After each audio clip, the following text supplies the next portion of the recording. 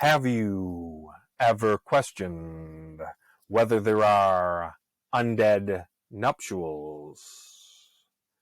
If you have wondered that, or are now wondering it, stick around and we will answer that question. Welcome. Mind of McCorkle presents Ask McCorkle, where we dive into current events, answer those burning vampire questions, and give life advice, all from the undead perspective.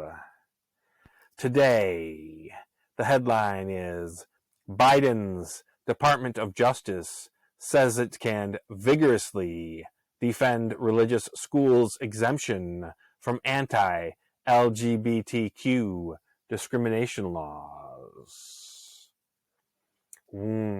So much for including everyone and making everyone feel as if they belong.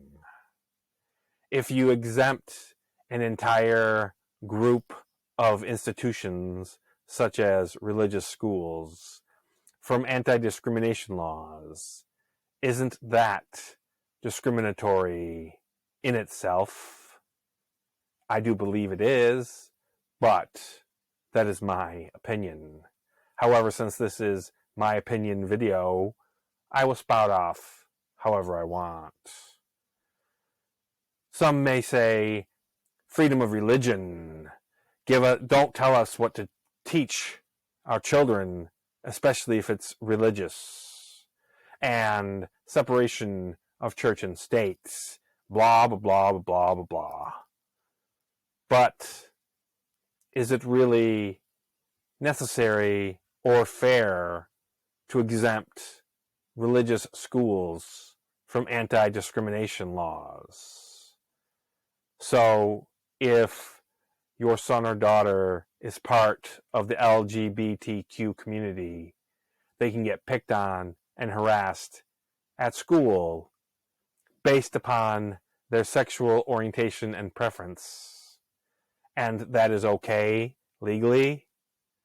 That is not okay. And a vampire such as myself should not be the one to point that out. Today's life advice comes from peoplesproblems.org, and I only take the question headline. It frustrates me that no men might want to date me. This is a laughable statement, especially if it is made by a woman. And I say that being a man, or a former man, or whatever, because it is the men who try to get the women's attention. It is the men who pursue the women, at least here in the US, and since that is where I live, that is the only place that I care about. Sure, there are men that attract women to them. They just flock to them. But for the most part, it is the men who buy the drinks. It is the men who pay for the dates. It is the men who are wooing the women. If you think no man will want to date you, the problem isn't in the men. It is in your selectivity of the men.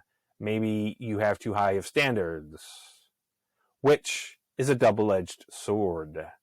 It will keep the jerks away, but it will also keep you away from them as well.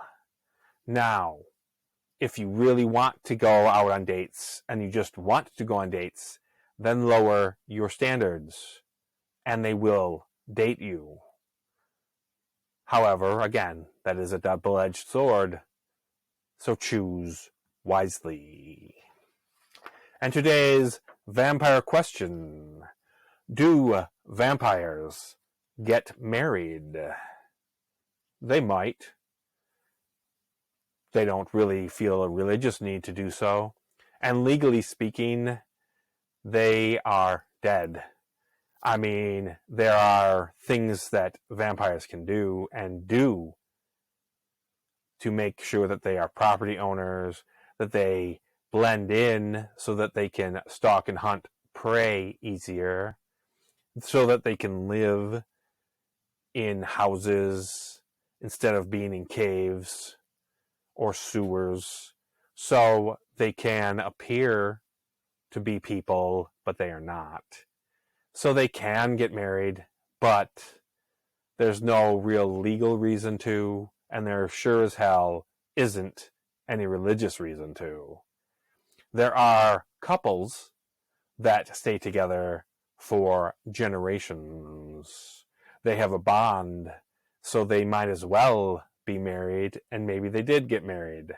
But there is no reason for any vampire that I can see to actually have a ceremony or actually legally be married. That is it for today's episode of Ask McCorkle.